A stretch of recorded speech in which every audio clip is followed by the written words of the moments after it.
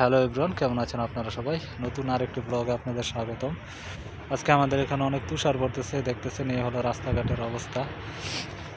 এখন আমি আসলে বাসার দিকে যাচ্ছি। এই সময় আসলে খুবই অতিরিক্ত তুষার পড়ছে এখন আমাদের এদিকে। এই যে দেখতেছেন এই হলো অবস্থা চারিদিকে। আজকে মানে এবছরের সর্বপ্রথম এত অতিরিক্ত তুষার পড়তেছে। এর আগে অনেক সময় তুষার পড়ছে অবশ্য হালকা বা মাঝারি আকারের, কিন্তু আজকে সারা দিন ভর তুষার পড়তেছে। গাছপালার অবস্থা দেখতেছেন, খুবই সুন্দর লাগতেছে অ্যাকচুয়ালি যে অবস্থা। আসলে আমি এখন ডিউটি থেকে যাচ্ছি, সারাদিন ভর অনেক তুষার পড়ছে। ডিউটিতে যখন ছিলাম তখন অনেক তুষার পড়ছে। আমি অ্যাকচুয়ালি এ রোড ধরেই যাই সবসময়। আপনারা হয়তো যারা আগের ভিডিওতে দেখছেন তারা জানেন।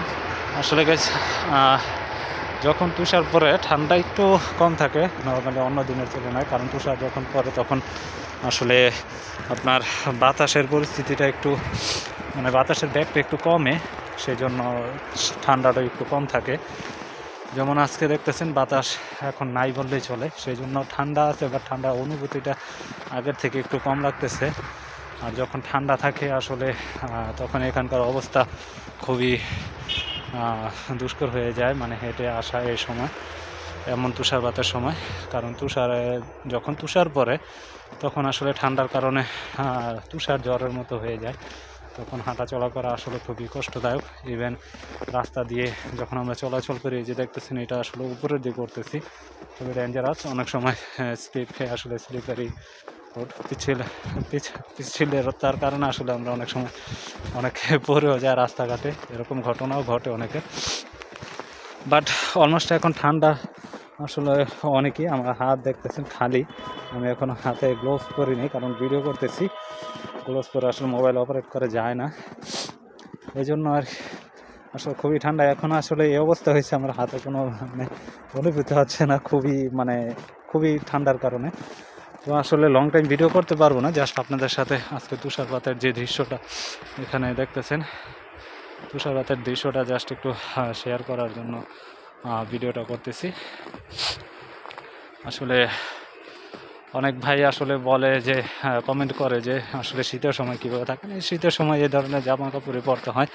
আসলে এখন একটু ঠান্ডা কম, বাট যখন আরও একটু বেশি থাকে তখন জামা কাপড় আরও পরতে হয়, আরও হুডি লাগিয়ে আসতে হয়। আমি আসলে আজকে অন্য জ্যাকেট পরে আসছি, নয়তো আরও মোটা হুডি জাতীয় জ্যাকেট পরে আসতে হয়। আজকে তুষার খুবই অতিরিক্ত, এই যে দেখতেছেন অনেকটুকু আসলে উচ্চতা হয়েছে আজকে। আরও যদি রাতও এরকম পরে তাহলে সম্ভবত হাঁটু সমান হয়ে যাবে, যদি রাতে কন্টিনিউয়াসলি এরকম তুষার পড়া শুরু হয়। এটা হলো একটা পার্ক, তো এই হলো গাছপালার অবস্থা দেখতেছেন, সব গাছ পাতাবিহীন হয়ে গেছে তুষারের কারণে, কোনো গাছে কোনো পাতা নেই। এই যে দেখতেছেন সব গাছ মরে গেছে এরকম মনে হইতেছে। তো গাইস, আমি আসলে সামনের ক্যামেরা দিয়ে ভিডিও করতেছি, এই জন্য অত সুন্দর করে আপনাদের লোকেশনগুলো দেখাতে পারতেছি না। জায়গাটা আসলে খুবই সুন্দর লাগতেছে এখন, আপনারা হয়তো ক্যামেরায় দেখতেছেন যতটুকু।